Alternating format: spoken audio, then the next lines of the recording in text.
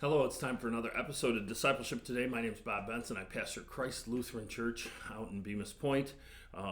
We've been talking about discipleship for quite a while, and I looked up today and I wanted to see a great example of discipleship, the multiplication of discipleship.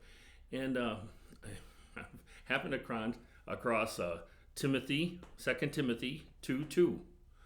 And Paul is writing to his disciple, Timothy, and giving him instructions about how all this is supposed to work.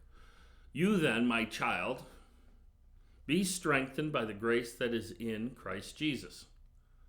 First of all, we have to be strong in our stand, okay?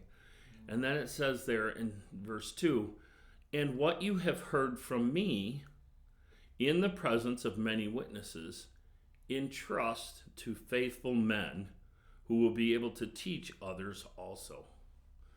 So there's this whole idea that Paul is discipling Timothy that should then disciple others.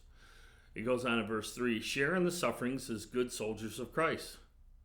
No soldier gets entangled in civilian pursuits, since his aim is to please the one who enlisted him. An athlete is not crowned unless he competes according to the rules. It is a hard-working farmer who ought to have the first share of the crops.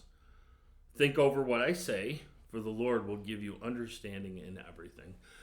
Here Paul's laying out the pattern that he's discipling Timothy, and he expects Timothy to disciple other people. Faithful men. And that's the thing. We've got to pour into faithful men who will be able to teach others. See, it's a teachability factor. And not everybody's teachable. Sometimes you beat your head against the wall trying to teach somebody something that they're just not going to get. So there has to be some discernment and some wisdom. But then it tells us to share in their sufferings. That's the hard thing.